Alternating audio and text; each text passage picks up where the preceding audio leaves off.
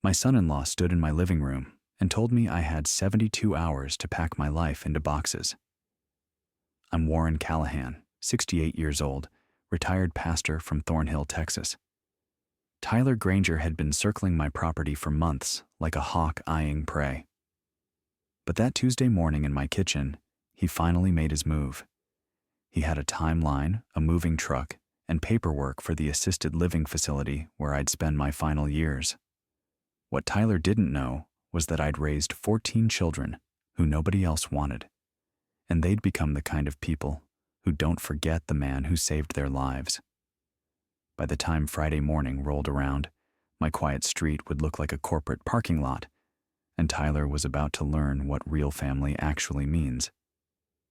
Let me back up 3 weeks. Tyler Granger had been my son-in-law for 4 years, and he'd spent every one of those years making it clear that I wasn't real family. Not in his eyes. "It's not like you're her biological father," he'd say whenever Iris asked him to include me in family decisions. "You were just there when she needed someone." Just there, like raising a traumatized 7-year-old girl for 11 years was some kind of accident. Tyler saw what he wanted to see. A simple church man driving a 2009 Toyota Camry, shopping at thrift stores, living on a pastor's retirement of $52,000 a year. After Medicare and supplemental insurance, my heart medication still cost $180 monthly, not the financial cushion Tyler imagined. He saw my modest ranch house, 3 bedrooms, 2 baths, 1,850 square feet on Elmwood Drive. I'd refinanced 5 years ago to update the roof and plumbing. Only $16,000 remaining on a house now worth $290,000, nearly $275,000 in equity. What Tyler didn't see was the wall in my hallway. 86 framed photographs spanning 35 years. High school graduations, college degrees, medical school ceremonies, law school commencements, wedding portraits, baby announcements. 14 children who'd walked through my door with nothing but pain and fear. 14 adults who'd walked out ready to conquer the world. Tyler walked past those pictures every Sunday dinner, never asked a single question. That first Sunday in October, he decided to start asking.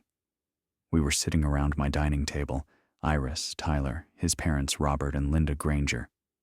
I'd made my usual pot roast with vegetables from the garden. "Warren," Tyler said, setting down his fork with deliberate precision, "we need to talk about your living situation." Iris tensed. She knew that tone. Tyler pulled out a folder, sleek, professional, the kind you use for business presentations. "This house is too big for one person. You're 68. You take heart medication. What happens if you fall? Have a cardiac episode? Nobody would know for hours." "Tyler," Iris warned quietly. "Let me finish, honey. This affects everyone." He opened the folder and spread out glossy brochures. "I've researched senior living communities. Sunset Gardens has an opening. Full medical staff, activities, meal plans, 12 minutes from the church." "I'm not interested in moving," I said. Tyler smiled like I'd said something charmingly naive. "Warren, be realistic.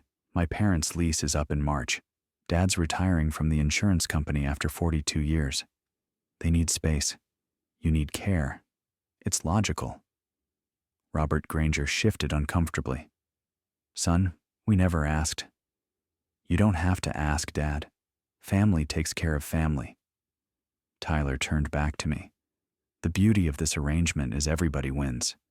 You get professional care. My parents get a beautiful home with no mortgage payments. The house stays in the family." That phrase, the family. Not our family, not your family, just the family, the one that mattered, the one defined by blood. "I'll think about it," I said. Tyler's smile widened. He thought he'd already won. Over the next 2 weeks, Tyler escalated. He showed up Wednesday with power of attorney forms. Thursday brought a real estate agent with market analyses, each visit more aggressive than the last. But it was the conversation with Iris that revealed the truth. "Dad, There's something you need to know. She sat across from me Thursday afternoon, hands trembling. Tyler's business is failing. I suspected. Last year, his construction crew took a $45,000 advance from the church for their renovation project. Materials were ordered. Then the architect found structural issues. The project would cost $80,000 more than quoted. The church pulled out, and Tyler has to return the advance. $45,000 he already spent, plus his parents lent him $180,000 18 months ago to expand the business. The loan is due March 1st. Her voice cracked. That's 4 months away. I did the math. $225,000 in debt. My house had $275,000 in equity. Your house isn't about your safety, Dad. It's about his survival. He's drowning, and he sees you as his life raft. I looked at my daughter, my real daughter, adoption certificate or not, and saw the same fear I'd seen 31 years ago when a terrified 7-year-old arrived at my door. Then he's going to drown, I said quietly. Wednesday evening, week 3. Our church held a special congregational meeting. 43 members gathered in the fellowship hall for fellowship and prayer. First Baptist Church of Thornhill had been my spiritual home for 35 years. Tyler knew how important these gatherings were to me. That's exactly why he chose this moment for his most brutal attack. I was serving green bean casserole to Mrs. Sutherland from the third pew when Tyler walked in with his parents. They'd never attended a church function before, but tonight, Tyler wore his best suit and carried that same manila folder. Attention, everyone. Tyler's voice cut through the friendly chatter. I have an important announcement. The fellowship hall fell silent. 43 people turned to look. Pastor Eugene Harrington, who'd succeeded me after retirement, stepped forward. Tyler, is everything all right? Actually, Pastor, I'm glad you're here. This concerns the whole congregation. Tyler opened his folder with theatrical precision. Warren has been living alone for several years. At 68, with a heart condition, he needs professional care. Murmurs rippled through the room. I saw confusion on familiar faces, people who'd known me for decades. I know this is difficult, Tyler continued, false sympathy dripping from every word. But my parents need housing. Warren needs care. The transition happens Friday morning. Not a request, an announcement. Mrs. Sutherland raised her hand. Tyler, dear, Warren seems perfectly capable. Ma'am, you see him for a few hours on Sundays. I live with this reality. Tyler pulled out documents. Furthermore, I think it's important everyone understands that Warren's relationship with Iris was always temporary. Foster care is a service, not a permanent family bond. She has a real family now. Me, my parents, someday our children, those 14 foster children. Temporary placements, good deeds. They've moved on. It's time for realistic decisions. The temperature in the room dropped 10 degrees. Mrs. Sutherland stood up, all 5 feet of her bristling with indignation. Young man, I've known Warren Callahan for 35 years. I've watched him raise 14 children nobody else wanted. Don't you dare stand in our church and tell us he's not real family to those children.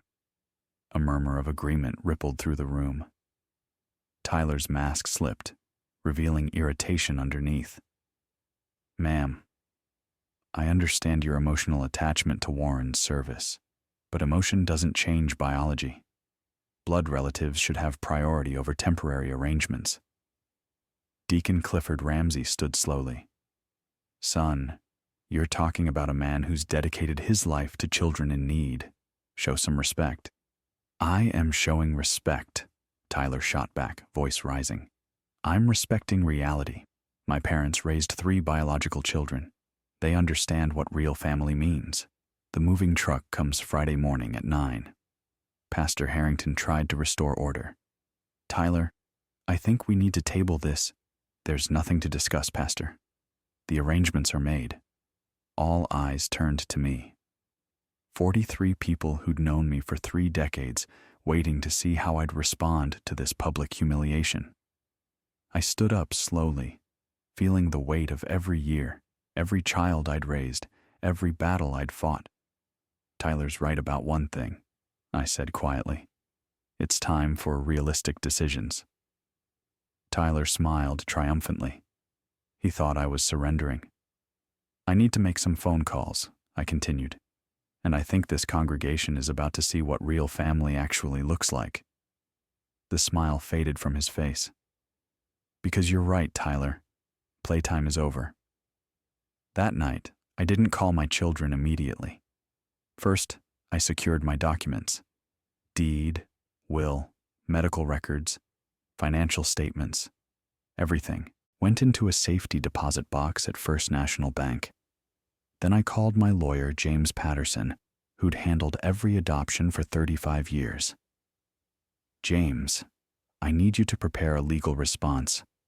Tyler Granger is attempting to have me removed from my home. I want documentation of my mental and physical capacity ready by Friday morning. Medical affidavits from Dr. Chen, financial records showing I manage my own affairs independently. Everything airtight. Warren, are you in danger? No. But Tyler thinks I'm a weak old man. He's about to learn that kindness doesn't mean weakness. I'd raised 14 children by being patient, not passive. By planning, not reacting. Tyler wanted a fight. He'd get one, but it would be on my terms. Then I made the call that would change everything. Thursday morning, 6 a.m. Dr. Sienna Ashford answered on the second ring. Dad? Her voice carried immediate concern. What's wrong? My son-in-law thinks I should move to assisted living. He's arranged everything. Moving truck comes tomorrow morning. Silence on the other end. Ominous silence. He thinks what? I explained Tyler's plan. The debt, the desperation, the public humiliation at church. When I finished, Sienna's voice had gone cold and clinical, the tone she used in operating rooms when lives hung in the balance. Dad, do you want to move? Not particularly. Then give me 2 hours. Don't call anyone else. I'll handle this. By 8 a.m., my phone was ringing constantly. Judge Declan Hayes from Washington, D.C. Dad, I'm clearing my schedule. I'll be there by tonight. CEO Thalia Brennan from Silicon Valley. I'm coordinating West Coast arrivals. We'll have 12 people by Thursday evening. Dr. Tobias Langford from Seattle. I've chartered a flight. Jennifer and the twins are coming. Professor Vivian Mercer from Harvard. I'm driving down with Marcus and the kids. Detective Lieutenant Joaquin Vega from Dallas. Nobody disrespects you and walks away clean, Dad. By noon, 14 adults across the country had cleared their schedules. Surgeries rescheduled, court cases postponed, board meetings canceled. They were coming home. Thursday afternoon, the first cars started arriving. Sienna pulled up in a silver Mercedes sedan at 3 p.m., still wearing scrubs from her morning surgery.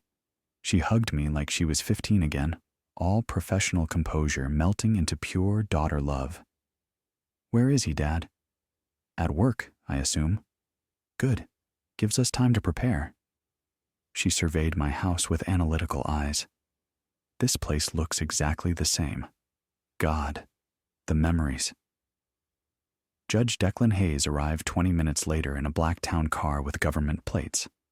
At 35, he carried himself with quiet authority that would have been unimaginable in the terrified 9-year-old who'd hidden in my closets for a month. Dad. His hug was fierce, protective. I've reviewed Texas property law during the flight. What Tyler's attempting has zero legal standing. Say the word, and I shut this down with paperwork. Let's see what tomorrow brings first. By 6 p.m., 16 luxury vehicles lined my driveway and street.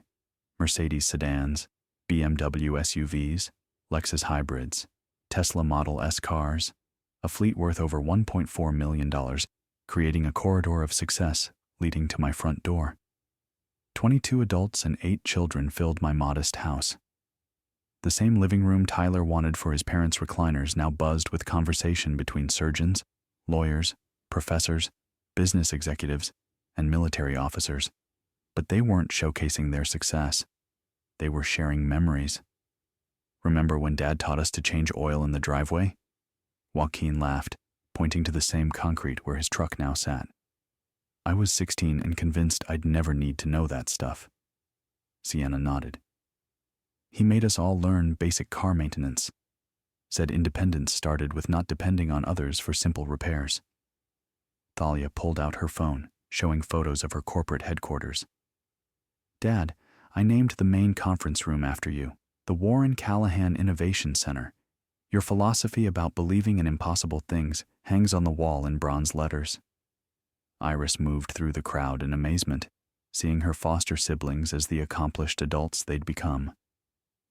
Late Thursday night, I found Sienna and Declan in the kitchen, sharing coffee and memories.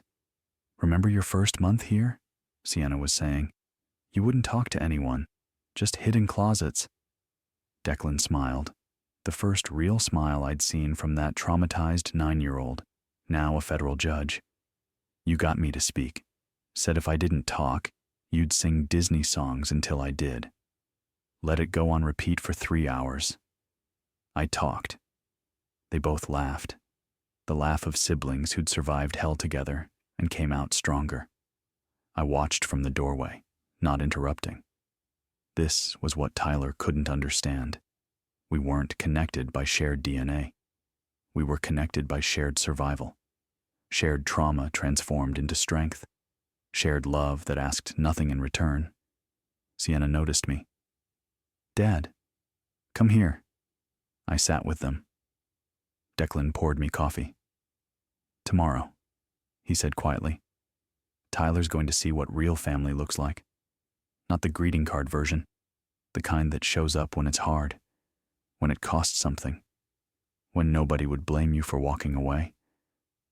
That's the only kind that matters, Sienna added. We sat in comfortable silence, 3 people bound not by blood, but by something far stronger, choice. Friday morning arrived crisp and clear. I woke at 5:30 to the smell of coffee and bacon. Sienna was already in the kitchen, cooking breakfast like she had as a teenager. Big day, Dad. You ready for this? I looked out the window at my driveway. Already, cars were lining up in formation. By 8 a.m., the transformation was complete. 16 luxury vehicles lined both sides of Elmwood Drive. Mercedes sedans positioned at strategic intervals. BMW SUVs creating a corridor. Tesla Model S cars gleaming in the morning sun like polished jewels. A fleet worth $1.4 million is impossible to ignore. But the cars were just the opening act. 14 adults in professional attire stood in perfect formation across my front lawn. Medical professionals on the left, legal experts in the center, business executives on the right, with educators and public servants filling the gaps. Each person held a sign with their name and title. Dr. Sienna Ashford, Chief of Pediatric Surgery, Judge Declan Hayes, Federal District Court CEO Thalia Brennan, Brennan Tech Solutions, 40 Med Honors Dr. Tobias Langford, Chief of Orthopedic Surgery Professor Vivian Mercer, Harvard Law School Detective Lieutenant Joaquin Vega, Dallas PD Captain Rowan Sterling, U.S. Air Force behind them, spouses and children formed a second line, 22 adults total, 8 grandchildren, a family army, peaceful but unmistakable. At 8:45, neighbors began emerging from their houses. Mrs. Peterson from across the street stood on her porch in amazement. The Williams family next door gathered at their front window, phones out, recording. Word was spreading through Thornhill. Something extraordinary was happening at Warren Callahan's house. At 8:57, Tyler's pickup truck turned onto Elmwood Drive. I watched from my front window as his confident expression dissolved into confusion, then shock, then something approaching panic. He had to park 3 blocks away. The street was completely blocked. Tyler walked slowly toward my house, his head swiveling left and right, taking in the impossible scene. His parents followed behind him, Robert clutching papers for Sunset Gardens, Linda staring at the professional crowd with growing horror. The moving truck rounded the corner at exactly 9 a.m. then stopped dead. The driver couldn't get within 200 yards of my house. Tyler approached the edge of my property line and stopped. 22 pairs of eyes watched him with focused attention. Dr. Ashford stepped forward, her voice carrying the calm authority of someone who delivers life-changing news to families every day. "You must be Tyler Granger." Tyler's mouth opened and closed. "Who? What is this?" "I'm Dr. Sienna Ashford, Chief of Pediatric Surgery at Dallas Children's Medical Center." She gestured toward the crowd behind her. "These are my brothers and sisters." Judge Hayes stepped up beside her. Declan Hayes, Federal District Court, Washington, D.C. CEO Brennan joined them. Thalia Brennan, Brennan Tech Solutions. One by one, 14 successful adults introduced themselves, each name, each title, each achievement hitting Tyler like physical blows. Dr. Tobias Langford, Orthopedic Surgery, Seattle General Hospital. Professor Vivian Mercer, Harvard Law School. Colonel Bennett Shaw, U.S. Army. CEO Griffin Aldridge, Aldridge Construction, $180 million annual revenue. Dr. Elliot Weston, Cardiothoracic Surgery, Mayo Clinic. Tyler's face cycled through confusion, disbelief, and growing horror as the truth became undeniable. As the introductions finished, Sienna held up her phone, screen facing Tyler. "Before you say anything, you should know, we've been live streaming this. 62,000 people are watching right now across Texas, including your employer, your church, this entire town." Tyler's face drained of color. "You wanted to make this public at the congregational meeting," Declan said quietly. "We're just returning the favor. Internet's forever, buddy." Tyler looked around wildly, at neighbors filming from porches, at phones in hands, at his reputation crumbling in real time. "We understand," Sienna continued, her surgeon's voice cutting through his panic, "that you have questions about our father's living situation." "Your father?" Tyler's voice cracked. "But you're not. You can't be." "Warren Callahan, the man who raised us, the man who saved our lives, the man you think should be moved to assisted living so your parents can have his house." The crowd shifted slightly, a subtle movement that somehow made them appear even more formidable. Declan opened a leather portfolio. "I've reviewed your proposal, Mr. Granger. Legally speaking, it's fascinating. You want to remove a competent adult from his home based on what exactly?" He's old. He lives alone. He takes heart medication. My parents need..." "Your parents need?" Thalia's CEO voice could have frozen water. "Let me tell you what our father needs.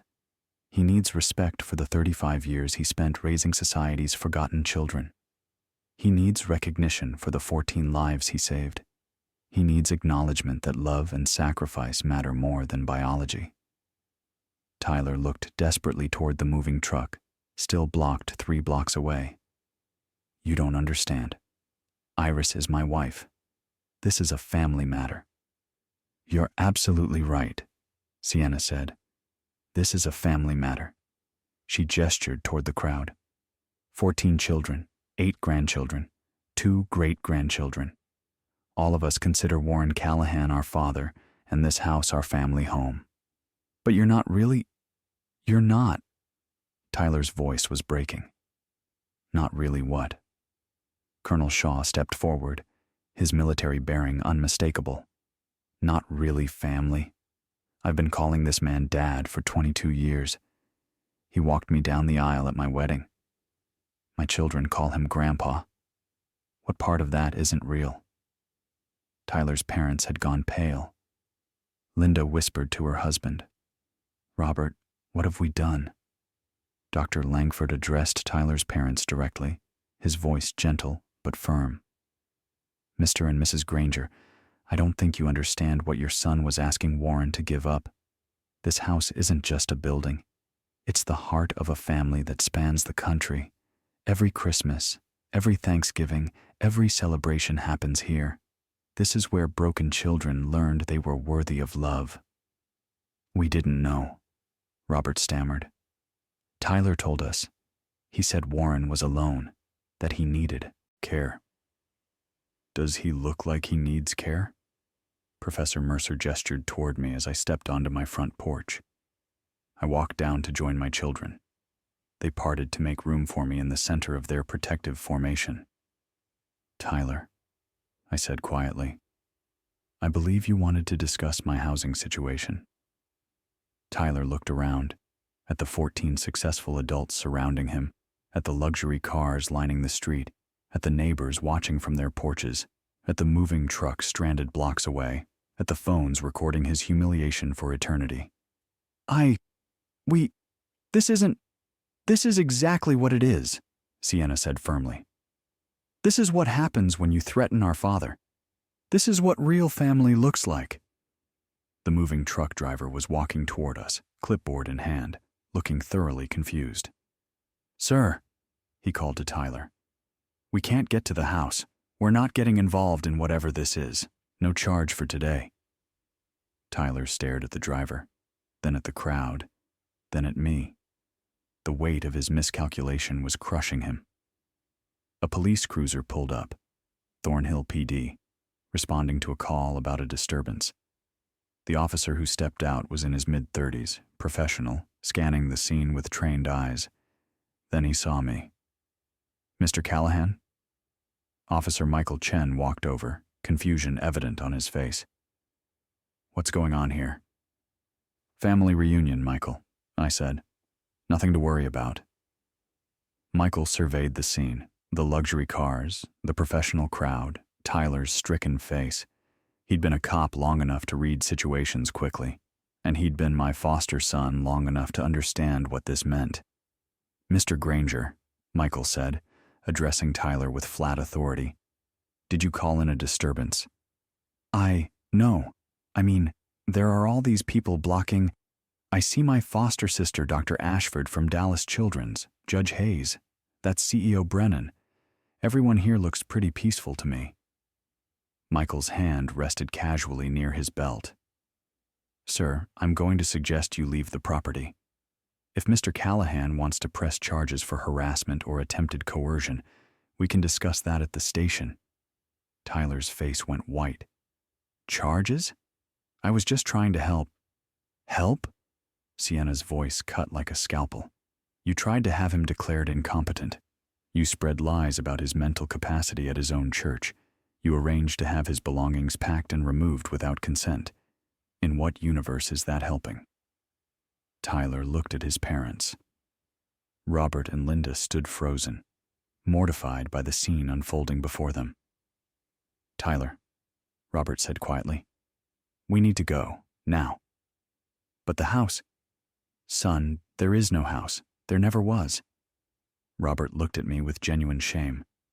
Warren, I am profoundly sorry. We were told something very different.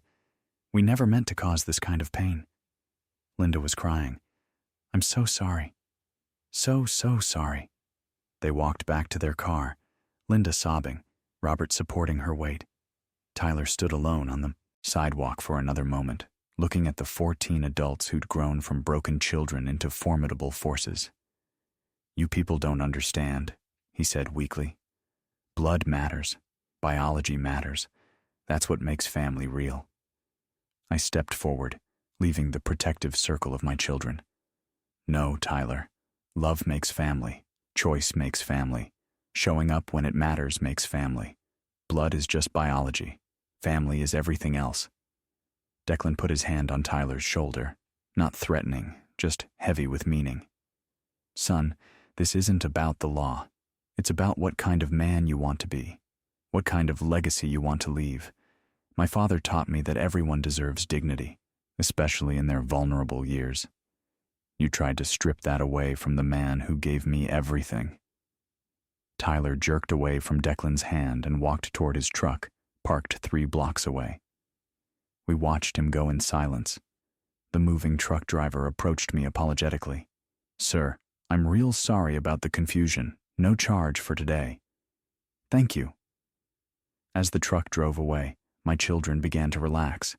Hugs, laughter, relief washing over everyone like a wave. Mrs. Sutherland came across the street, moving faster than I'd seen her move in years. Warren Callahan, that was the most beautiful thing I've ever witnessed. Those children, look at what you built. Neighbors I'd known for decades came out to offer support, to shake hands with my children, to hear their stories. By noon, Elmwood Drive had turned into an impromptu block party. Someone brought out a grill. Food appeared from nowhere. Iris found me sitting on my front steps, watching the celebration. "Dad, I'm filing for divorce." "Honey, you don't have to decide that right now." "Yes, I do." She sat beside me. Tyler showed me who he really is, someone who measures worth by bloodlines, someone who thinks love and sacrifice don't matter unless they're biological. I can't be married to that. I won't raise children with that. What will you do? First, take some time for myself. I've been in survival mode for 4 years, trying to bridge the gap between you and Tyler. I need space to heal from that. She leaned her head on my shoulder. Then maybe I'll figure out what I actually want, instead of what Tyler expected me to want. You can always come home, you know. I know, Dad. I know. Sunday evening, 3 days after the confrontation, Tyler came to the house, the one we'd shared for 4 years. Iris met him at the door, didn't let him inside. "Iris, please. This got out of hand, but we can fix this?" Her voice was ice I'd never heard before. "Tyler, you tried to destroy my father, the man who raised me when my biological parents threw me away. You stood in his church and told everyone he wasn't real family. I was trying to provide for us, for our future." "Our future? You mean your escape from $225,000 in debt?" She pulled out papers from her bag. "I found the loan documents in your desk, the church advance you never mentioned. You weren't helping me. You were saving yourself." Tyler's face went white. "Blood doesn't make family, Tyler. You taught me that lesson. Now I'm teaching you one. Love isn't a transaction. It's not something you fake until you get what you want." She handed him divorce papers. "You have 30 days to move your things out. Don't contact my father. Don't contact me. And don't you ever, ever tell anyone that biology matters more than love." She closed the door. Tyler stood on the porch for a full minute before walking away. I found Iris in the kitchen, hands shaking, tears streaming. "I'm proud of you, sweetheart. I should have seen it sooner, Dad. All the signs were there. You saw it when it mattered. That's what counts." The aftermath spread through Thornhill like wildfire. The video hit 127,000 views by Monday morning. Every construction company in Texas had seen it. Tyler arrived at Granger Construction to find a termination letter on his desk. "I can't have you representing our family business," his father told him. First Baptist canceled the $180,000 renovation contract. They want the $45,000 advance back, and your mother and I need repayment on our $180,000 loan. That's due in March. Tyler owed $225,000 he didn't have, but the financial consequences were just the beginning. First Baptist canceled his membership. The barbershop, the diner, Bob's Hardware. One by one, Thornhill turned its back on the man who'd tried to exile Warren Callahan. Mrs. Patterson at the diner was blunt.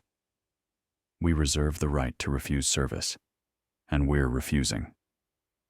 Within 3 months, Tyler left town, moved to Austin where nobody knew his story, started over from nothing. The video followed him everywhere. Job interviews ended when HR Googled his name. Dating apps led to awkward conversations when women recognized his face. Meanwhile, the positive effects rippled outward. The foster care program received $22,000 in donations within 2 weeks. 3 families in Thornhill applied for foster care licenses, inspired by the story. Emma Chen, the 8-year-old who'd been in emergency placement during the confrontation, started calling me Grandpa Warren. Her permanent adoption was finalized 4 months later. my 15th child.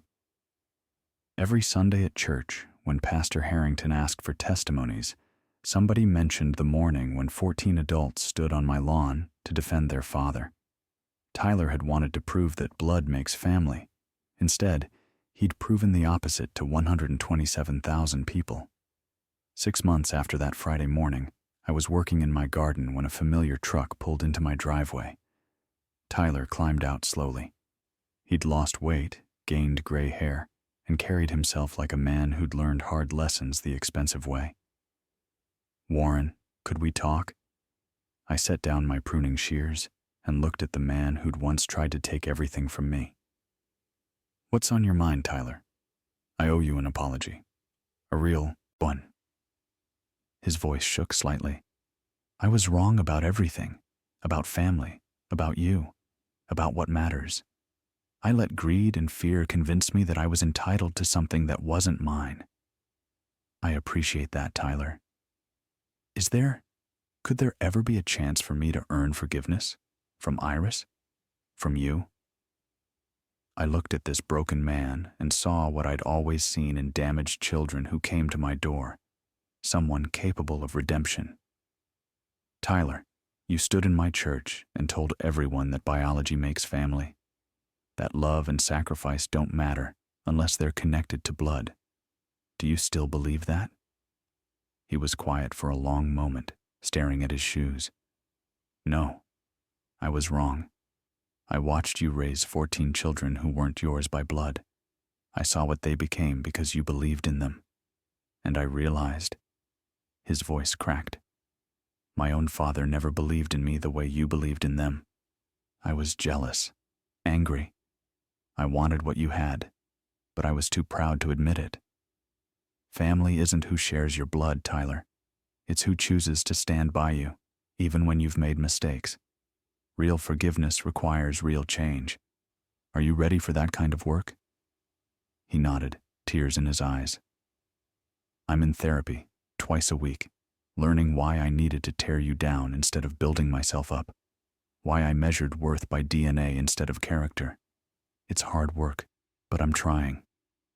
"That's a start. Iris won't return my calls. I don't blame her. But if you could tell her I'm sorry. Tell her I understand now what I couldn't see before.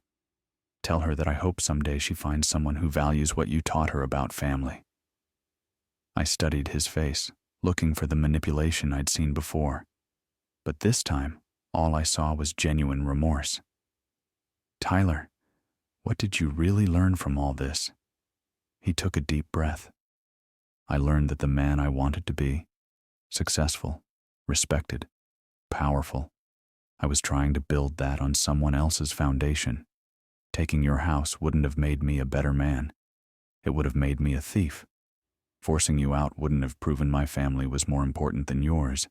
It would have proven I didn't understand what family means at all. And what does family mean? It means showing up, choosing someone every day, believing in them when nobody else will. It means sacrifice without keeping score, love without conditions." He wiped his eyes. "You gave that to 14 children who had nothing.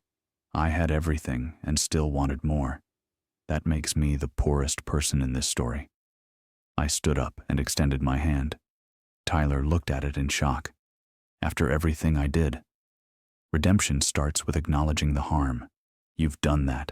Real change takes time. Show me you mean it through your actions, not just your words."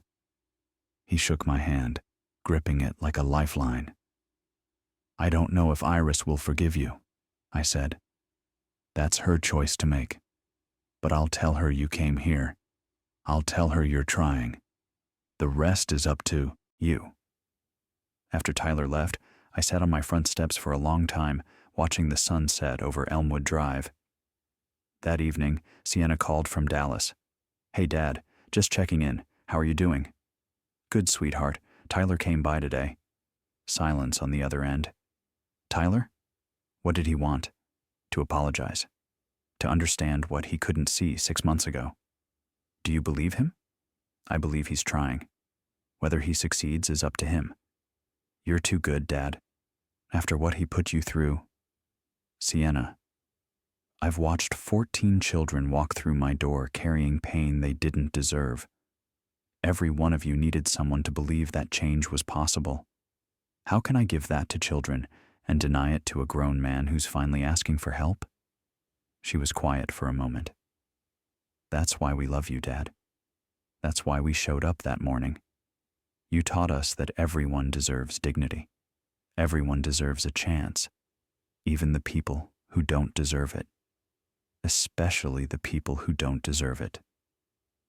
After I hung up, I walked through my house, the same house Tyler had tried to take, the living room where Sienna had done homework, the kitchen where Declan had learned to cook, the hallway lined with 86 photographs of lives transformed. I stopped at the newest frame, a photo from that Friday morning. 14 adults standing shoulder to shoulder across my lawn, signs held high, cars gleaming behind them, a family army defending their father. Iris had captioned it, "Real Family, April 2024. This house had been worth fighting for, not because of its market value or square footage, because it represented something Tyler had finally begun to understand. Family isn't found in blood or biology or legal documents. Family is built in moments of choice, in decisions to show up when nobody would blame you for walking away, in sacrifice that asks nothing in return, in believing someone is worthy of love when everyone else has given up. 14 children had taught me that truth over 35 years, and on a crisp Friday morning in Texas, they'd proven it to 127,000 people watching online, to a town of 12,000 who'd never forget, and to one desperate man who'd gambled everything on the wrong definition of family. Tyler had tried to prove that blood makes family. Instead, he'd given the world a perfect demonstration of what really matters. I looked at those 86 photographs one more time. High school caps and gowns, college diplomas, wedding days, baby announcements, graduation ceremonies, military promotions, business launches, 14 broken children who'd become doctors, judges, CEOs, professors, and officers. Not because we shared DNA, because someone chose to believe in them when they had every reason not to. That's the legacy worth leaving. That's the family worth fighting for. That's the truth worth defending. Blood is just biology. Family is everything else. And that morning on Elmwood Drive, with luxury cars gleaming, professional signs raised high, and love standing firm against greed, we'd proven it beyond any doubt.